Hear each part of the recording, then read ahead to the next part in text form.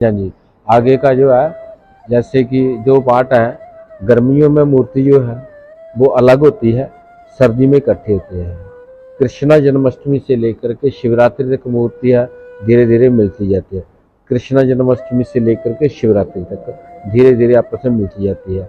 शिवरात्रि के कुछ घड़ी पल के लिए मूर्ति का आपस में मिलन होता है। शिवरात्रि के दूसरे दिन से फिर मूर्तियों का अलग होना शुरू हो जाता है। जम्मू के प्रवेश द्वार लखनपुर से लगभग पंजाब की ओर 30 किलोमीटर दूर ये मंदिर स्थित है। सावन महीने के आखिरी सोमवार के दिन हम आपको पीपी न्यूज लाइन के माध्यम से काठगढ़ में स्थित महादेव मंदिर के दर्शन करवाएंगे। शास्त्रों के अनुसार इस शिवलिंग का अंत स्वयं ब्रह्मा और विष्णु देव भी खोज नहीं पाए थे। सावन के इस महीने में महादेव के दर्शन पाने के लिए श्रद्धालु लंबी लंबी कतारों में खड़े रहते हैं।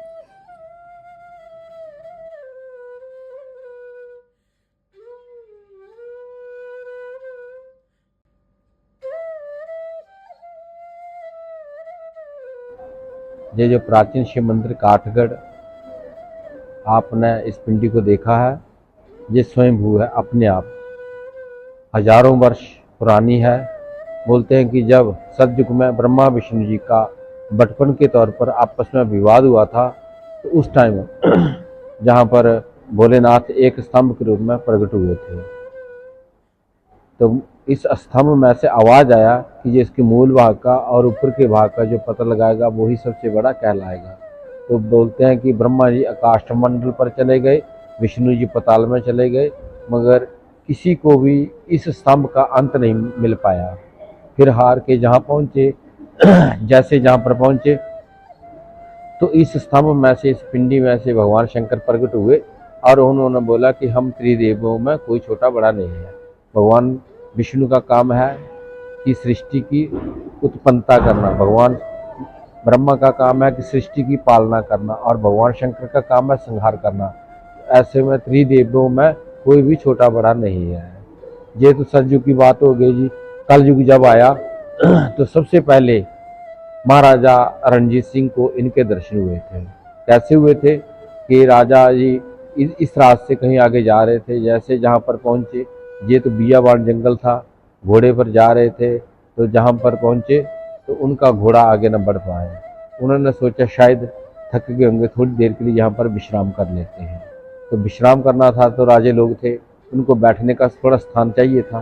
तो बोलते हैं कि ये जो आपने शिव पिंडी से लेकर के, बोड़ के बूटे से लेकर के शिव पिंडी तक यही एक टिल्ला था। इस टिल्ले के आसपास में जो ऐसी झाड़ियाँ थी, कुछ नहीं था। तो उन्होंने बोला चलो टिल्ले के ऊपर ही एक टेंट लगाते हैं, तंबू लगाते हैं और वहाँ बैठते हैं, आज यहीं रहते हैं, विश्राम करते हैं। तो बोलते हैं कि जैसे उनके जो साथ में कर्मचारी थे वो सफाई करने लगे, तो ये झाड़ियों के बीच में भोले शंकर की पिंडी दिखाई दी। मगर उन्होंने सोचा ऐसे पत्थरी है, इसको भी थोड़ा पीछे कर देते हैं। तो बोलते काफ़ी इसको हटाने की कोशिश की, मगर ये दो पार्ट में ऐसे ही जाता था ज़मीन के नीचे। तो उन्होंने कम से कम नीचे 50 फुट नीचे भी खोद दिया, फिर भी ये ऐसे ही जाता था। तो भोले शंकर ने सोचा ये मानने वाले नहीं है, इनको कोई ना कोई चमत्कार दिखाना चाहिए। तो चमत्कार क्या हुआ कि कीड़े मकोड़े काढ़े हम जो बोलते हैं, वो काढ़े ज़मीन से प्रकट हुए, और जिस भी आदमी को वो डंग लगाते थे, जो आदमी काम कर रहे थे, जिसको भी डंग लगाते थे, वो ऐसे बेहोश हो जाए, घायल हो जाए।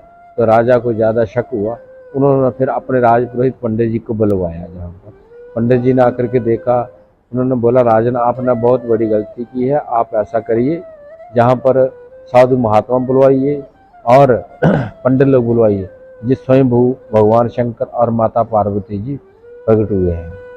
तो ऐसा करिए, जहाँ पर मंदिर वगैरह बनवाइए और पूजा अर्चना करवाइए। तो बोलते हैं कि महाराजा रणजीत सिंह के बारे का ये बना हुआ मंदिर है। बाकी जो सिकंदर थे, सिकंदर भी लड़ाई लड़ते हुए यहीं से वापस चले गए थे, आगे नहीं बढ़ पाए थे, क्योंकि उनके भी भगवान ने उनके मन में भी कुछ ऐसी दया डाल दी कि आगे लड़ाई नहीं करनी है, जहाँ से पीछे हट गए। और हाँ जी, हाँ जी। आगे का जो है, जैसे कि दो पार्ट हैं। गर्मियों में मूर्ति जो है वो अलग होती है, सर्दी में इकट्ठे होते हैं। कृष्णा जन्माष्टमी से लेकर के शिवरात्रि तक मूर्तियाँ धीरे धीरे मिलती जाती है। कृष्ण जन्माष्टमी से लेकर के शिवरात्रि तक धीरे धीरे आपस में मिलती जाती है। शिवरात्रि के कुछ घड़ी पल के लिए मूर्ति का आपस में मिलन होता है। शिवरात्रि के दूसरे दिन से फिर मूर्तियों का अलग होना शुरू हो जाता है।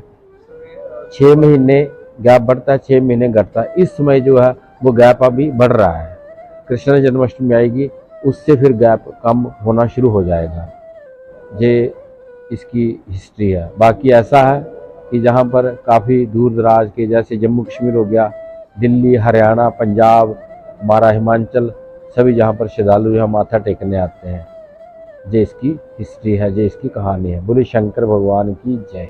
उम्मीद करते हैं कि इस डॉक्यूमेंट्री से आपको इस मंदिर की हिस्ट्री जानने को मिली, पुरानी कथाओं में क्या था और कलयुग में जैसे इन्होंने बताया कि किस तरह से महाराजा रंजीत सिंह के समय में जो सब हुआ था और उसके बाद ये मंदिर और भी प्रसिद्ध हुआ।